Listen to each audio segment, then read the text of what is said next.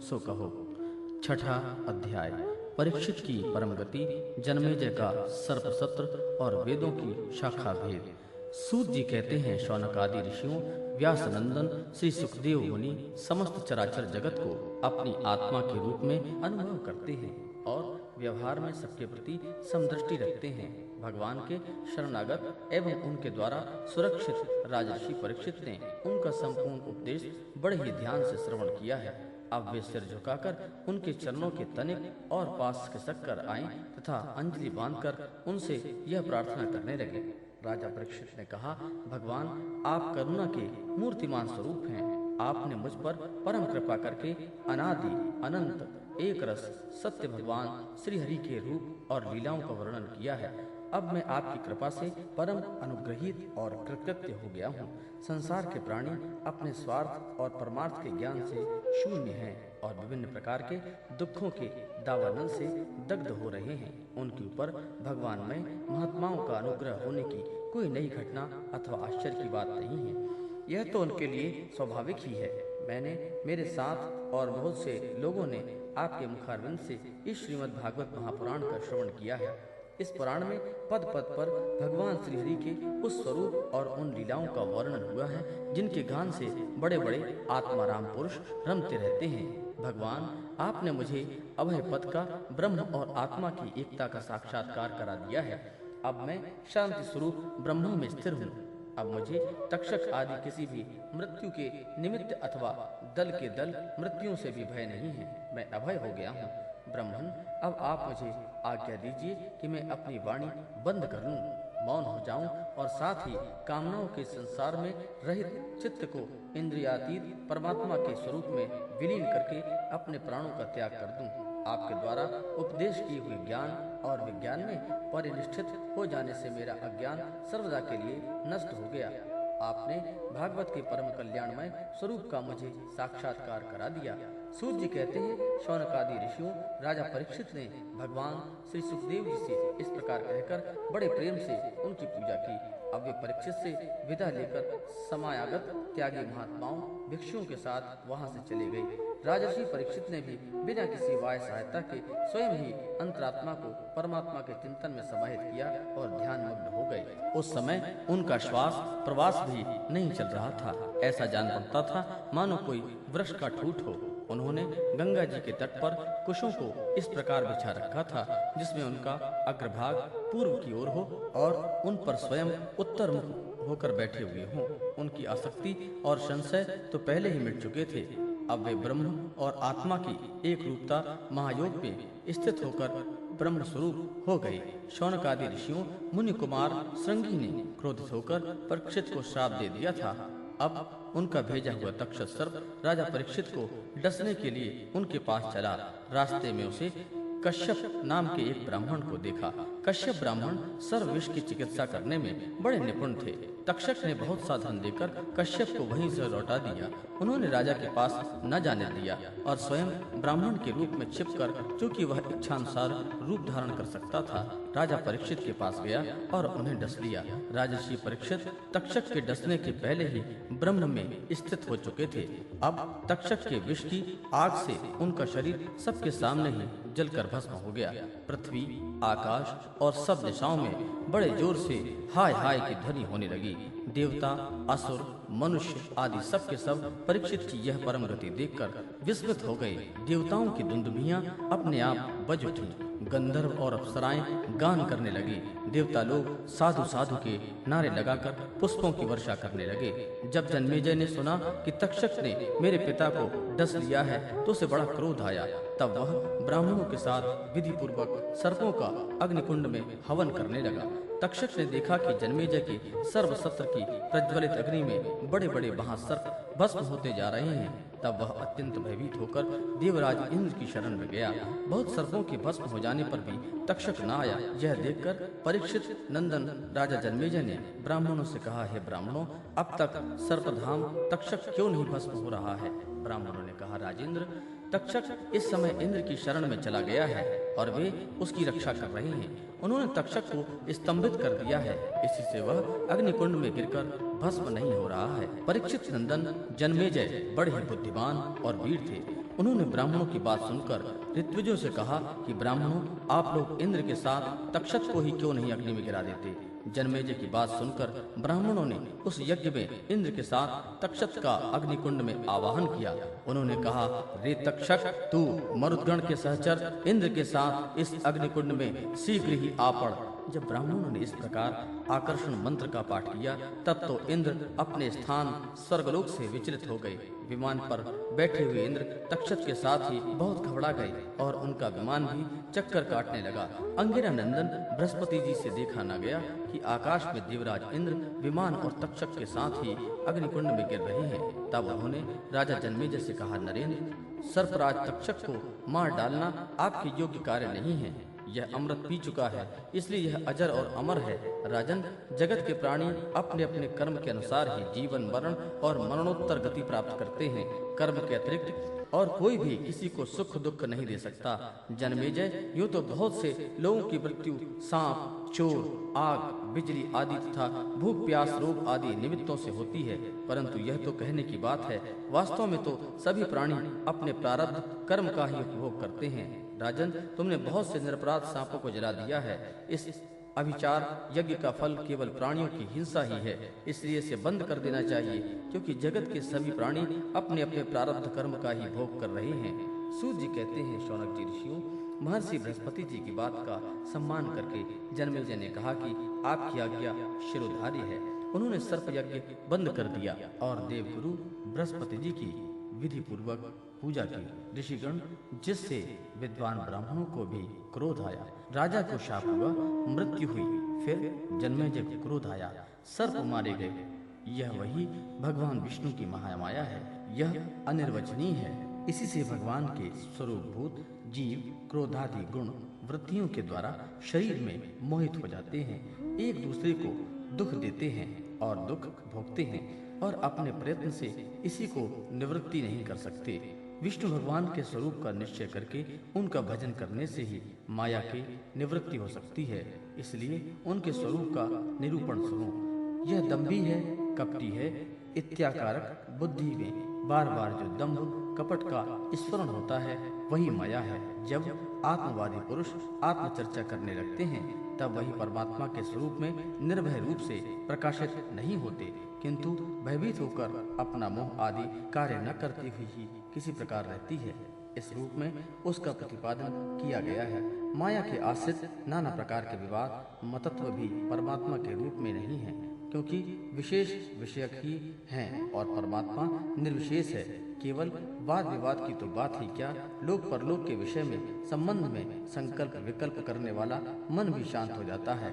कर्म, उसके संपादन की सामग्री और उसके द्वारा साध्य कर्म, इन तीनों से अन्वित अहंकारात्मा जीव, यह सब जिसमें नहीं है वह आत्मस्वरूप परमात्मा में न कभी किसी के द्वारा बाधित होता है और न किसी का विरोधी ही है। जो पुरुष उस परम पद के स्वरूप का विचार करता है, वह उनकी मायामयी लहरों, अहंकार आदि का बाध करके स्वयं अपने आत्मस्वरूप में विहार करने लगता है। जो मुमुक्षु एवं विचारशील पुरुष परम पद के अतिरिक्त वस्तु का परित्याग करते हुए नेति नीति के द्वारा उसका निषेध करके ऐसी वस्तु प्राप्त करते हैं जिसका कभी भी निषेध नहीं हो सकता और ना तो कभी त्याग ही वही विष्णु भगवान का परम पद है। यह बात सभी महात्मा और श्रुतियां एक मत से स्वीकार करते हैं। अपने चित्त को एकाग्र करने वाले पुरुष अंतःकरण की अशुद्धियों को, अनात्म भावनाओं को सदा सर्वदा के लिए मिटाकर अनन्य प्रेम भाव से परिपूर्ण हृदय के द्वारा उसी परमात्मा का आलिंगन करते हैं और उसी में समा जाते हैं। विष्णु भगवान का यही वास्तविक स्वरूप है, यही उनका परम पद है। इसकी प्राप्ति उन्हीं लोगों को होती है जिनके अंतःकरण में शरीर के प्रति अहंकार भाव नहीं है और जो न तो इसके संबंध में ग्रह आदि पदार्थों में ममता ही करते हैं। सचमुच जगत की वस्तुओं में मैंपन और मेरेपन का आरोप बहुत ही बड़ी दुर्जना है। शौनक जी, जिसे यह परम पद की प्राप्ति अभिष्ट है, उसे चाहिए कि वह दूसरों की कटुवाणी सहन कर ले और बदले में किसी का अपमान न करे। इस क्षणभंगुर शरीर में अहंता ममता करके किसी भी प्राणी से कभी वैर न करे। भगवान श्री कृष्ण का ज्ञान अनंत है, उनके चरण कमलों में ध्यान से मैंने इस श्रीमद् भागवत महापुराण का अध्ययन किया है। मैं अब उन्हीं को नमस्कार करके यह पुराण समाप्त करता हूँ। शौनक जी ने पूछा, साधु शिरोमणि सूत जी वेदव्यास जी के शिष्य, पैल आदि महर्षि बड़े महात्मा और वेदों के आचार्य थे। उन लोगों ने कितने प्रयास से वेदों का विभाजन किया, यह बात आप कृपा करके हमें सुनाइए। सूत जी ने कहा, ब्राह्मण, जिस समय परम श्रेष्ठी ब्रह्मा जी पूर्व सूक्ति का ज्ञान संपादन करने के लिए एकाग्रचित हुए, उस समय उनके हृदय आकाश से, कंठ, तालु आदि स्थानों से संघर्ष से रहित एक अत्यंत विलक्षण अनाहत नाद प्रकट हुआ। जब जीव अपनी मनोवृत्ति को रोक लेता है तब उसे भी उस अनाहत नाद का अनुभव होता है। शौनक जी बड़े बड़े योगी उसी अनाहत नाद की उपासना करते हैं और उसके प्रभाव से अंतःकरण के द्रव्य, अधिभूत क्रिया, आध्यात्म और कारक आदिदेव रूप में मल को नष्ट करके वह परम गति रूप मोक्ष प्राप्त करते हैं, जिनमें जन्म मृत्यु संसार चक्र नहीं है। उसी अनाहत नाद से आकार, उकार और मकार रूप 3 मात्राओं में युक्त ओंकार प्रकट हुआ। इस ओंकार की शक्ति ही प्रलय अव्यक्त से व्यक्त रूप में परिणत हो जाती है। ओंकार स्वयं भी अव्यक्त एवं अनादि है और परमात्मा स्वरूप होने के कारण स्वयं प्रकाश भी। जिस परम वस्तु को भगवान ब्रह्म अथवा पर ब्रह्म के नाम से कहा जाता है, उसके स्वरूप का बोध ओंकार के द्वारा हो जाता है। जब श्रवणेन्द्रिय की शक्ति लुप्त हो जाती है तब भी इस ओंकार को समस्त अर्थों में प्रकाशित करने वाले स्फोट तत्व को सुनता है और सुषुप्ति एवं समाधि अवस्थाओं में सबके अभाव को भी जानता है। वही परमात्मा का विशुद्ध स्वरूप है। वही ओंकार परमात्मा से हृदय आकाश में प्रकट होकर वेद रूपा वाणी को अभिव्यक्त करता है। ओंकार अपने आश्रय परमात्मा पर ब्रह्म का साक्षात वाचक है और ओंकार ही संपूर्ण मंत्र, उपनिषद और वेदों का सनातन बीज है। शौनक जी, ओंकार के 3 वर्ण हैं, आ, उ और मा। ये तीनों वर्ण सत्व, रज, तम, इन तीनों गुणों, ऋग, यजु, साम, इन तीनों नामों, भुव, भुव, स्व, इन तीनों अर्थों में जागृत, स्वप्न, सुसुप्ति, इन 3 वृत्तियों में, रूपों में 3-3 की संख्या वाले भावों में धारण करते हैं। इसके बाद सर्वशक्तिमान ब्रह्मा जी ने ओंकार से ही अंतस्थ य, र, ल, व, ऊष्म, श, श, स, ह स्वर, आ से लेके औ तक, स्पर्श, का से लेकर मा तक तथा ह्रास्व और दीर्घ आदि लक्षणों से युक्त अक्षर समानमय अर्थात वर्णमाला की रचना की। उसी वर्णमाला द्वारा उन्होंने अपने 4 मुखों से होता, अध्वर्यु, उद्गाता और ब्रह्मा, इन 4 ऋत्वजों के कर्म बतलाने के लिए ओंकार और व्यवहारितियों के सहित 4 वेद प्रकट किए और अपने पुत्र ब्रह्मर्षि मरीचि आदि के वेदाध्ययन में कुशल देखकर उन्हें वेदों की शिक्षा दी। वे सभी जब धर्म का उपदेश करने में निपुण हो गए तब उन्होंने अपने पुत्रों को उनका अध्ययन कराया। तदनंतर उन्हीं लोगों के नैष्ठिक ब्रह्मचारी शिष्य प्राशिष्यों के द्वारा 4 युगों में संप्रदाय के स्वरूप में वेदों की रक्षा होती है। द्वापर के अंत में महर्षि ने उनका विभाजन भी किया। जब ब्रह्मवेत्ता ऋषियों ने देखा कि समय के फेरने लोगों की आयु, शक्ति और बुद्धि क्षीण हो गई है, तब उन्होंने अपने हृदय देश में विराजमान परमात्मा की प्रेरणा से वेदों के अनेकों विभाजन कर दिए।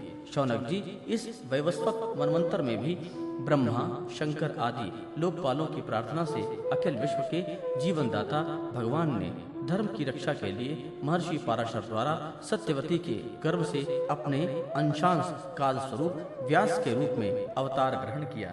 परम भाग्यवान शौनक जी, उन्होंने ही वर्तमान युग में वेद के 4 विभाग किए हैं। जैसे मणियों के समूह में से विभिन्न जातियां मणियां छांटकर अलग अलग कर दी जाती हैं, वैसे ही महामती भगवान व्यासदेव ने मंत्र समुदायों में से भिन्न भिन्न प्रकार के अनुसार मंत्रों का संग्रह करके उनसे ऋग, यजु, साम और अथर्व ये 4 संहिताएं बनाई और अपने 4 शिष्यों को बुलाकर प्रत्येक को एक एक संहिता की शिक्षा दी। उन्होंने बृहवृच्छ नाम की पहली ऋग संहिता, पैल को निनाद नाम की दूसरी यजु संहिता, वैशंपायन को साम श्रुतियों की छंदोग्य संहिता, जैमिनी को और अपने शिष्य सुमंत को अथर्वांगिरस संहिता का अध्ययन कराया। शौनक जी, पैल मुनियों ने अपनी संहिता के 2 विभाग करके एक का अध्ययन इंद्र प्रमिति को और दूसरे का वाष्कल को कराया। वाष्कल ने भी अपनी शाखा के 4 विभाग करके उन्होंने अलग अलग अपने शिष्य बोध, यज्ञवाल्क, पाराशर और अग्निमित्र को पढ़ाया। परम संयमी इंद्र प्रमिति ने प्रतिभाशाली पांडुकेय ऋषि को अपनी संहिता का अध्ययन कराया। मांडुकेय के शिष्य थे देवमित्र, उन्होंने सौभरी आदि ऋषियों को वेदों का अध्ययन कराया। मांडुकेय के पुत्र का नाम था शाकल्य, उन्होंने अपनी संहिता के 5 विभाग करके उन्हें वात्स्य, मुदगल, शालीय, गोखल्य और शिशिर नाम के शिष्यों को पढ़ाया। शाकल्य के एक और शिष्य थे जातुकर्ण मुनि, उन्होंने अपनी संहिता के 3 विभाग करके तत्संबंधी निरुक्त के साथ अपने शिष्य बालक, पैज, बैताल और विरज को पढ़ाया। वाष्कल के पुत्र वाष्कली ने सब शाखाओं में से एक वालखिल्य नाम की शाखा रची, उसे बालायनी, भज्य एवं कासार ने ग्रहण किया। इन ब्रह्मर्षियों ने पूर्वोक्त संप्रदाय के अनुसार ऋग्वेद संबंधी ब्रह्मवृक्ष शाखाओं को धारण किया। जो मनुष्य यह वेदों के विभाजन का इतिहास श्रवण करता है वह सब पापों से विमुक्त हो जाता है। शौनक जी वैशंपायन के कुछ शिष्यों का नाम था चरकाध्वर्यु। इन लोगों ने अपने गुरुदेव के ब्रह्म हत्या जनित पाप का प्रायश्चित करने के लिए एक व्रत का अनुष्ठान किया, इसीलिए इसका नाम चरकाध्वर्यु पड़ा। वैशंपायन के एक शिष्य यज्ञवाल्क मुनि भी थे, उन्होंने अपने गुरुदेव से कहा, अहो भगवान, ये चरकाध्वर्यु ब्राह्मण तो बहुत ही थोड़ी शक्ति रखते हैं, इनके व्रत पालन से लाभ ही कितना है। मैं आपके प्रायश्चित के लिए बहुत ही कठिन तपस्या करूंगा। यज्ञवाल्क मुनि की यह बात सुनकर वैशंपायन मुनि को क्रोध आ गया। उन्होंने कहा, बस बस चुप रहो, तुम्हारे जैसे ब्राह्मणों का अपमान करने वाले शिष्य की मुझे कोई आवश्यकता नहीं। देखो, अब तक तुमने मुझसे जो कुछ अध्ययन किया है उसका शीघ्र से शीघ्र त्याग कर दो और यहाँ से चले जाओ। यज्ञवाल्क जी देवरात के पुत्र थे, उन्होंने गुरु जी की आज्ञा पाते ही उनके पढ़ाए हुए यजुर्वेद का वमन कर दिया और वहां से चले गए। जब मुनियों ने देखा कि यज्ञवाल्क ने तो यजुर्वेद का वमन कर दिया, तब उनके चित्त में इस बात के लिए बड़ा ही लालच हुआ कि हम लोग किसी प्रकार से इसको ग्रहण कर लें, परंतु ब्राह्मण होकर उगले हुए मंत्रों को ग्रहण करना अनुचित है। ऐसा सोचकर वे तीतर बन गए और उस संहिता को चुग लिया। इसी से यजुर्वेद की वह परम रमणीय शाखा तैत्तिरी के नाम से प्रसिद्ध हुई। शौनक जी, अब याज्ञवल्क्य ने सोचा कि मैं ऐसी श्रुतियां प्राप्त करूं जो मेरे गुरु जी के पास भी ना हो। इसके लिए वे सूर्य भगवान की उपासना करने लगे। याज्ञवल्क्य जी इस प्रकार उपस्थान करते हैं, मैं ओमकार रूप भगवान सूर्य को नमस्कार करता हूँ। आप संपूर्ण जगत के आत्मा और काल रूप हैं। ब्रह्मा से लेकर तृण पर्यंत जितने भी जरायुज, अंडज, स्वेदज और उद्भिज 4 प्रकार के प्राणी हैं, उन सब के हृदय में और बाहर आकाश के समान व्याप्त रहकर भी आप उपाधि के धर्मों से असंग रहने वाले अद्वितीय भगवान हैं। आप ही क्षण, लब, निमेष आदि अवयवों से संगठित संवत्सरों के द्वार एवं जल के आकर्षण, विकर्षण, आदान प्रदान के द्वार समस्त लोगों की जीवन यात्रा चलाते हैं। प्रभु, आप समस्त देवताओं में श्रेष्ठ हैं। जो लोग प्रतिदिन तीनों समय वेद विद्या से आपकी उपासना करते हैं, उनके सारे पाप और दुखों के बीजों को आप भस्म कर देते हैं। सूर्य देव, आप सारी सृष्टि के मूल कारण एवं समस्त ऐश्वर्यों के स्वामी हैं, इसलिए हम आपके इस तेजोमय मंडल का पूरी एकाग्रता के साथ ध्यान करते हैं। आप सबके आत्मा और अंतर्यामी हैं। जगत में जितने चराचर प्राणी हैं, सब आपके ही आश्रित हैं। आप ही उनके अचेतन मन, इंद्रिय और प्राणों के प्रेरक हैं। यह लोग प्रतिदिन अंधकार रूप अजगर के विकराल मुंह में पड़कर अचेत और मुर्दा सा हो जाता है।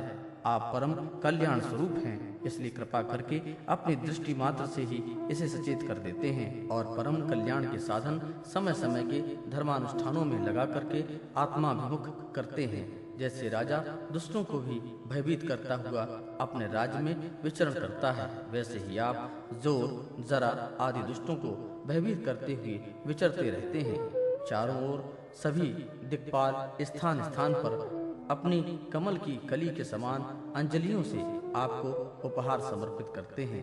भगवान, आपके दोनों चरण कमल तीनों लोगों के गुरु सदृश महानुभावों से भी वंदित है। मैंने आपके युगल चरणार कमलों की इसलिए शरण ली है कि मुझे यजुर्वेद की प्राप्ति हो, जो अब तक किसी को न मिली हो। सूत जी कहते हैं, शौनक आदि ऋषियों, जब याज्ञवल्क्य मुनि ने भगवान सूर्य की इस प्रकार स्तुति की, तब वे प्रसन्न होकर उसके सामने अश्वस्वरूप से प्रकट हुए और उन्होंने यजुर्वेद के उन मंत्रों का उपदेश किया जो अब तक किसी को प्राप्त न हुए थे। इसके बाद याज्ञवल्क्य मुनि ने यजुर्वेद के असंख्य मंत्रों से उनकी 15 शाखाओं की रचना की। वही वात्सनीय शाखा के नाम से प्रसिद्ध है। उन्हें कण्व, मध्यान्ह आदि ऋषियों ने ग्रहण किया। यह बात मैं पहले ही कह चुका हूँ कि महर्षि कृष्ण द्वैपायन ने जैमिनी मुनि को साम संहिता का अध्ययन कराया। उनके पुत्र थे सुमंतु मुनि और पौत्र थे सुनवान। जैमिनी मुनि ने अपने पुत्र और पौत्र को एक एक संहिता का अध्ययन कराया। जैमिनी मुनि के एक शिष्य का नाम था सुकर्मा। वह एक महान पुरुष था। जैसे एक वृक्ष में बहुत सी डालियां होती हैं, वैसे ही सुकर्मा ने सामवेद की 1000 संहिताएं बना दी। सुकर्मा के शिष्य कोसल देश निवासी हिरण्यनाभ, पौशंजी और ब्रह्मवेत्ताओं में श्रेष्ठ आवंत के उन शाखाओं को ग्रहण किया। पौशंजी और आवंत के 500 शिष्य थे। वे उत्तर दिशा के निवासी होने के कारण औदिच्य सामवेदी कहलाते थे। उन्हीं को प्राच्य सामवेदी भी कहते हैं। उन्होंने एक एक संहिता का अध्ययन किया। पौशंजी के और भी शिष्य थे, लौंगाक्षी, मांगली, कुल्य, कुशील और कुक्षी। इनमें से प्रत्येक ने 100 संहिताओं का अध्ययन किया। हिरण्यनाभ का शिष्य था कृत। उसने अपने शिष्यों को 24 संहिताएं पढ़ाईं। शेष संहिताएं परम सन्यासी आवंत ने अपने शिष्यों को दी। इस प्रकार सामवेद का विस्तार। अथर्ववेद की शाखाएं और पुराणों के लक्षण। सूत जी कहते हैं, शौनकादि ऋषियों, मैं कह चुका हूँ कि अथर्ववेद के ज्ञाता सुमंतु मुनि थे। उन्होंने अपनी संहिता अपने प्रिय शिष्य कबंध को पढ़ाई। कबंध ने उस संहिता के 2 भाग करके पथ्य और वेद दर्श को उनका अध्ययन कराया। वेद दर्श के 4 शिष्य हुए, शौल्कायनी, ब्रह्मबली, मोदोष और पिपलायनी। अब पथ्य के शिष्य का नाम सुनो। शौनक जी। पथ्य के 3 शिष्य थे, कुमुद, शुनक और अथर्वेत्ता जाजली। अंगिरा गोत्रोत्पन्न शुनक के 2 शिष्य थे, बभ्रू और सैंधवायन। उन लोगों ने 2 संहिताओं का अध्ययन किया। अथर्ववेद के आचार्यों में इनके अतिरिक्त सैंधवायन आदि के शिष्य सावर्ण आदि का नक्षत्रकल्प, शांति, कश्यप, आंगिरस आदि कई विद्वान और भी हुए। अब मैं तुम्हें पौराणिकों के संबंध में सुनाता हूँ। शौनक जी। पुराणों के 6 आचार्य प्रसिद्ध हुए, त्रयारुणी, कश्यप, सावर्णी, कृतवर्ण, वैशंपायन और हारित। इन लोगों में मेरे पिताजी से एक एक पुराण संहिता पढ़ी थी और मेरे पिताजी ने स्वयं भगवान व्यास से उन संहिताओं का अध्ययन किया था। मैंने उन 6 आचार्यों से सभी संहिताओं का अध्ययन किया था। उन 6 संहिताओं के अतिरिक्त और भी 4 मूल संहिताएं थीं। उन्हें भी कश्यप, सावर्णी, परशुराम जी के शिष्य अकृतवर्ण और उन सब के साथ मैंने व्यास जी के शिष्य श्री रोमहर्षण जी से, जो मेरे पिता थे, अध्ययन किया। शौनक जी, महर्षियों ने वेद और शास्त्रों के अनुसार पुराणों के लक्षण बतलाए हैं। अब तुम स्वस्थ होकर सावधानी से उनका वर्णन सुनो। शौनक जी, पुराणों के पारदर्शी विद्वान बतलाते हैं कि पुराणों के 10 लक्षण हैं: विश्वसर्ग, विसर्ग, वृत्ति, रक्षा, मनवंतर, वंश, वंशानुचरित, संस्था, प्रलय, हेतु, उति और अपाश्रय। कोई आचार्य पुराणों के 5 ही लक्षण मानते हैं। दोनों ही बातें ठीक हैं, क्योंकि महापुराणों में 10 लक्षण होते हैं और छोटे पुराणों में 5। विस्तार करके 10 बतलाते हैं और संक्षेप करके 5। अब इनके लक्षण सुनो। जब मूल प्रकृति में लीन गुण शुद्ध हो जाते हैं, तब महातत्व की उत्पत्ति होती है। महातत्व से तामस, राजस और वैकारिक, सात्विक 3 प्रकार के अहंकार बनते हैं।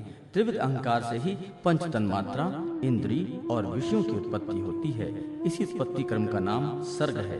परमेश्वर के अनुग्रह से सृष्टि का सामर्थ्य प्राप्त करके महातत्व आदि पूर्व क्रमों के अनुसार अच्छी और बुरी वासनाओं की प्रधानता से जो यह चराचर शरीरात्मक जीव की उपाधि सृष्टि करते हैं, एक बीज से दूसरे बीज के समान, इसी को विसर्ग कहते हैं। 4 प्राणियों की अचर पदार्थ वृत्ति अर्थात जीवन निर्वाह की सामग्री है। चर प्राणियों के दुग्ध आदि भी इनमें से मनुष्यों ने कुछ तो स्वभाववश कामना के अनुसार निश्चित कर ली है और कुछ के शास्त्र के अनुसार। भगवान युग युग में पशु पक्षी, मनुष्य, ऋषि, देवता आदि के रूपों में अवतार ग्रहण करके अनेक लीलाएं करते हैं। इन्हीं अवतारों में वेद धर्म के विरोधियों का संहार भी करते हैं। उनकी यह अवतार लीला विश्व की रक्षा के लिए ही होती है, इसलिए उनका नाम रक्षा है। मनु देवता, मनुपुत्र, इंद्र, सप्तऋषि और भगवान के अंशावतार, इन्हीं 6 बातों की विशेषता से युक्त समय को मनवंतर कहते हैं। ब्रह्मा जी से जितने राजाओं की सृष्टि हुई है, उनकी भूत, भविष्य और वर्तमान काल की सनातन परंपरा को वंश कहते हैं। उन राजाओं तथा उनके वंशधारियों के चरित्र का नाम वंशानुचरित है। इस विश्व ब्रह्मांड का स्वभाव से ही प्रलय हो जाता है। उसके 4 भेद हैं, नैमित्तिक, प्राकृतिक, नित्य और आत्यंतिक। तत्वज्ञ विद्वानों ने इन्हीं को संस्था कहा है।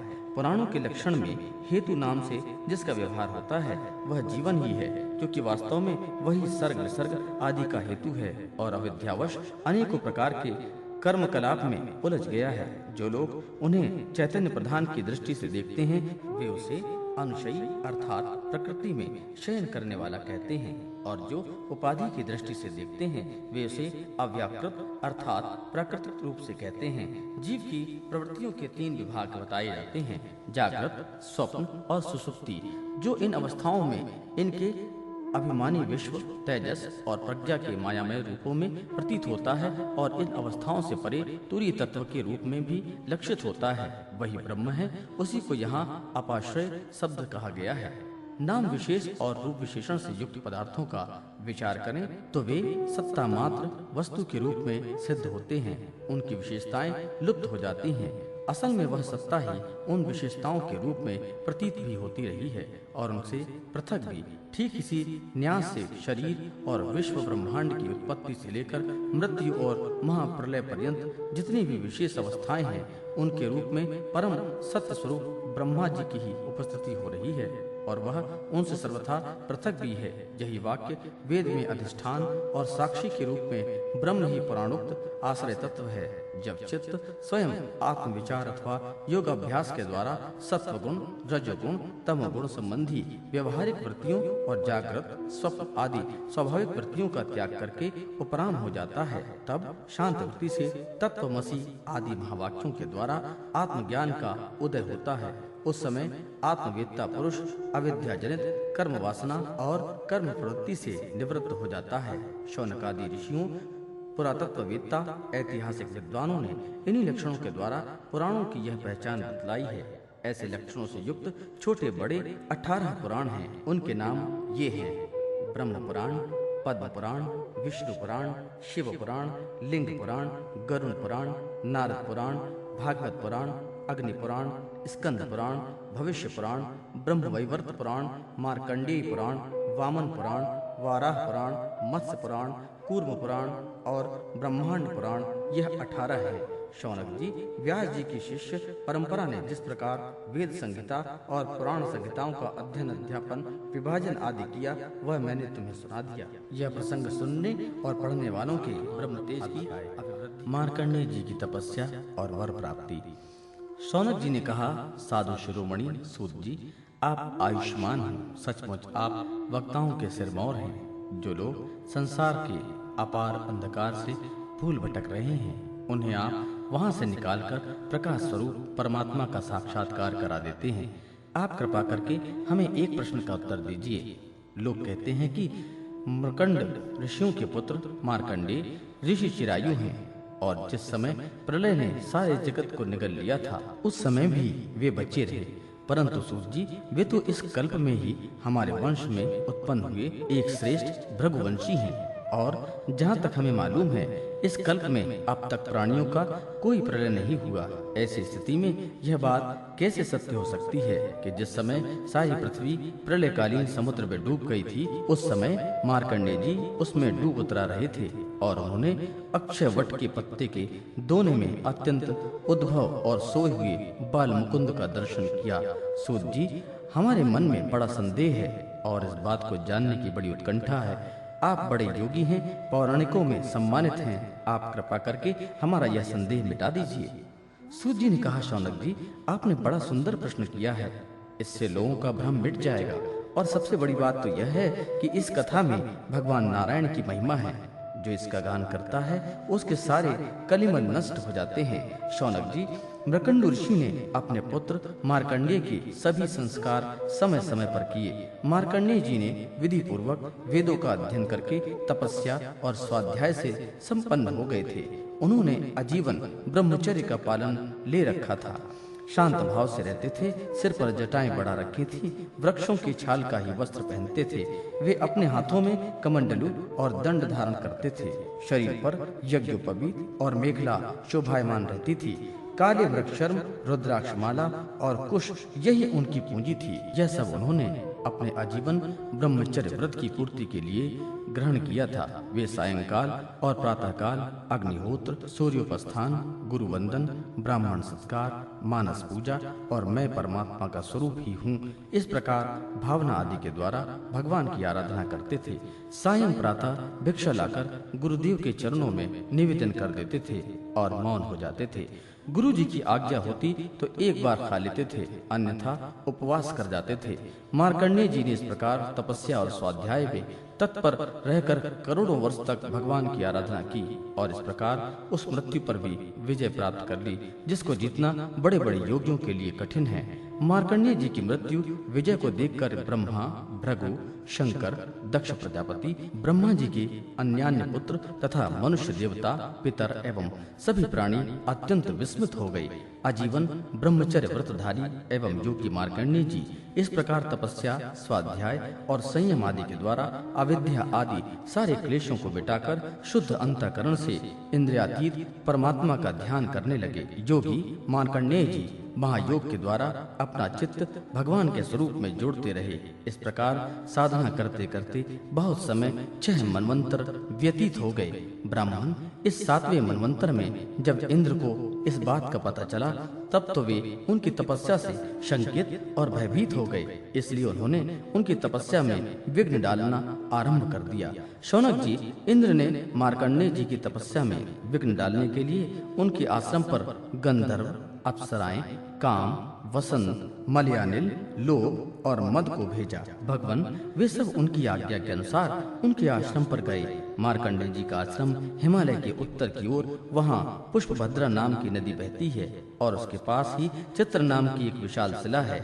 शौनक जी, मार्कंडेय जी का आश्रम बड़ा ही पवित्र है। चारों ओर से हरे भरे पवित्र वृक्षों की पंक्तियां हैं, उन पर लताएं लहलहाती रहती हैं।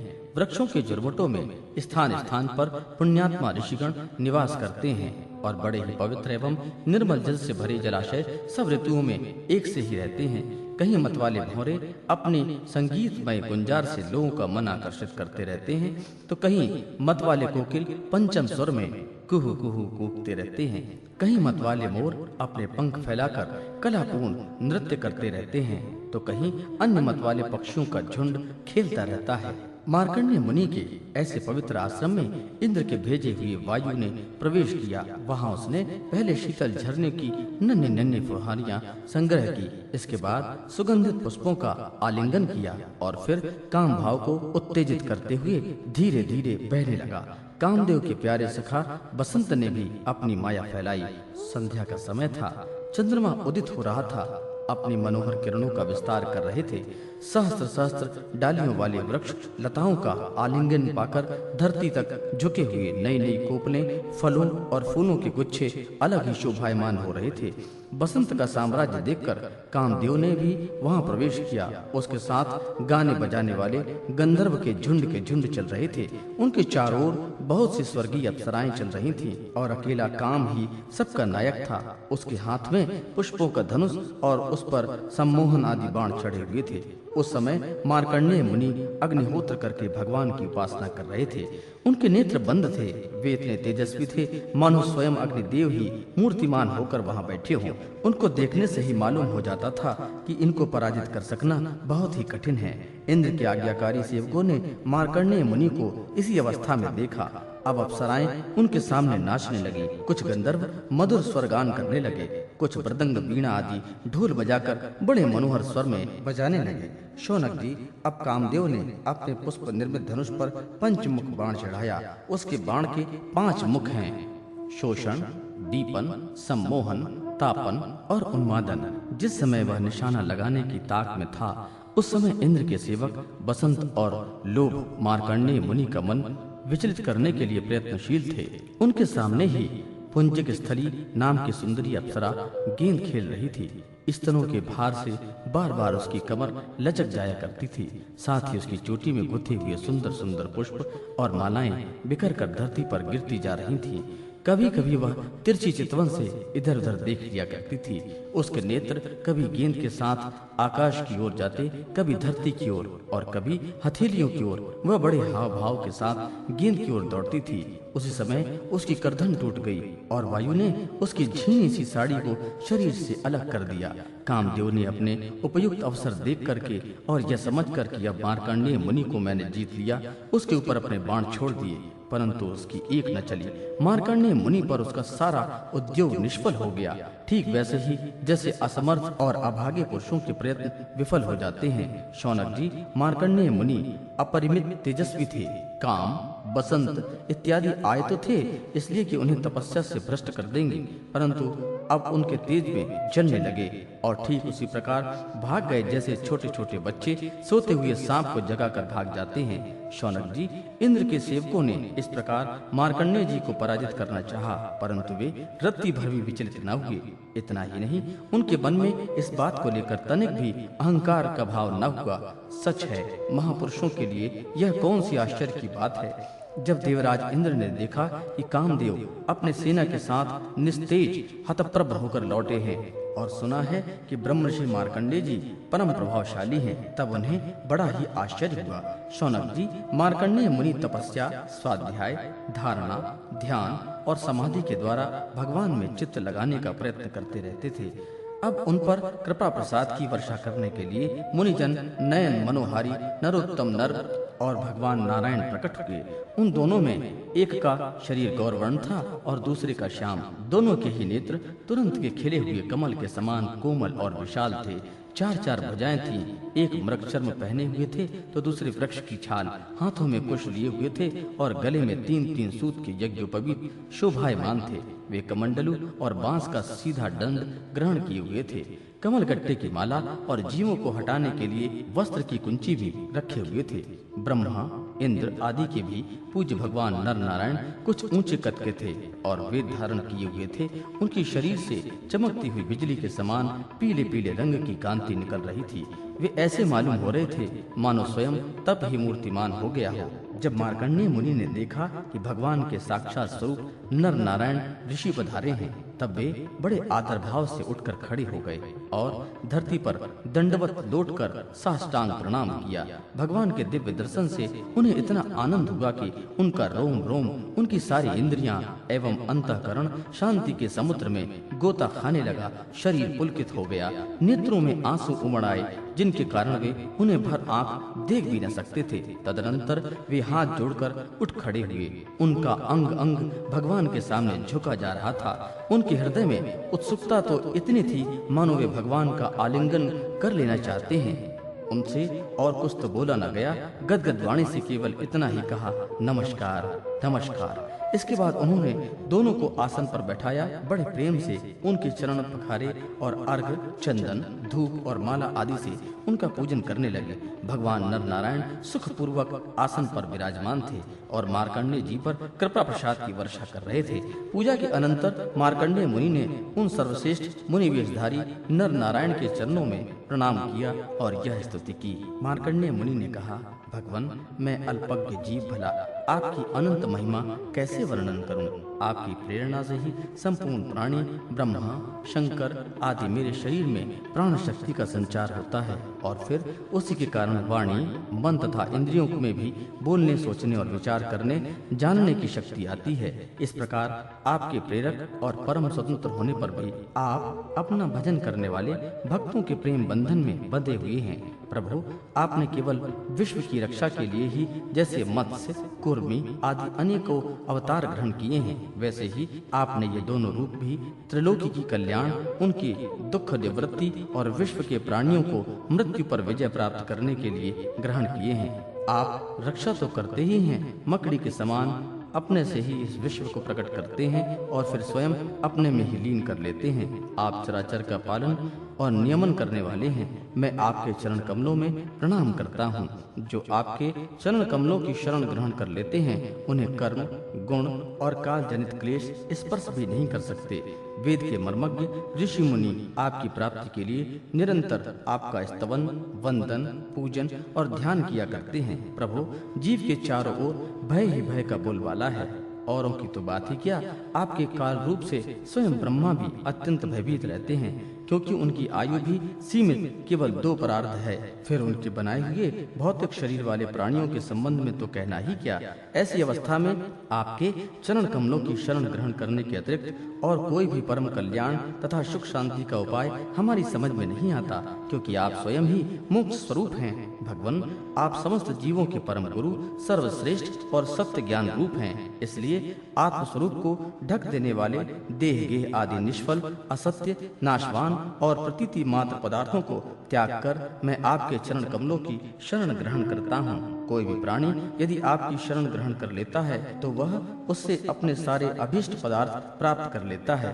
जीवों के परम सुहृद प्रभु, यद्यपि सत्व, रज और तम ये तीनों गुण आपकी ही मूर्ति हैं, इन्हीं के द्वारा आप जगत की उत्पत्ति, स्थिति, लय आदि अनेकों मायामयी लीलाएं करते हैं।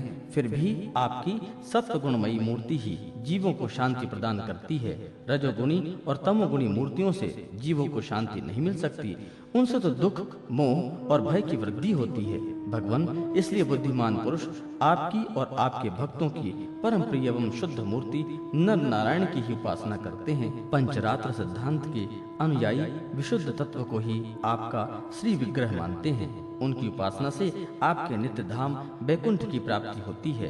उस धाम की यह विलक्षणता है कि वह लोक होने पर भी सर्वथा भय रहित और भोग युक्त होने पर भी आत्मानंद से परिपूर्ण है। वे रजोगुण और तमोगुण को आपकी मूर्ति स्वीकार नहीं करते। भगवान, आप अंतर्यामी, सर्वव्यापक, सर्वगुण, जगत गुरु, परमाराध्य और शुद्ध स्वरूप हैं।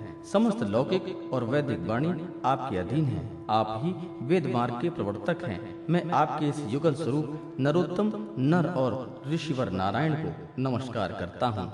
आप यद्यपि प्रत्येक जीव की इंद्रियों तथा उसके विषयों में, प्राणों में तथा हृदय में भी विराजमान हैं, तो भी आपकी माया से जीव की बुद्धि इतनी मोहित हो जाती है, ढक जाती है कि वह निष्फल और झूठी इंद्रियों के जाल में फंसकर आपकी झांकी से वंचित हो जाती है। किंतु सारे जगत के गुरु तो आप ही हैं। इसलिए पहले अज्ञानी होने पर भी जब आपकी कृपा से उसे आपके ज्ञान भंडार वेदों की प्राप्ति होती है, तब वह आपके साक्षात दर्शन कर लेता है। प्रभु, वेद में आपका साक्षात्कार कराने वाला वह ज्ञान पूर्ण रूप से विद्यमान है, जो आपके स्वरूप का रहस्य प्रकट करता है।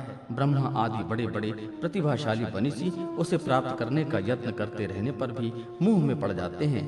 आप भी ऐसे लीला विहारी हैं कि प्रत्येक मत वाले आपके संबंध में जैसा सोचते विचारते हैं, वैसा ही शील स्वभाव और स्वरूप ग्रहण करके आप उनके सामने प्रकट हो जाते हैं। वास्तव में आप देह आदि समस्त उपाधियों में छिपे हुए विशुद्ध विज्ञान घन हैं। हे पुरुषोत्तम, मैं आपको प्रणाम करता हूँ, आपकी वंदना करता हूँ।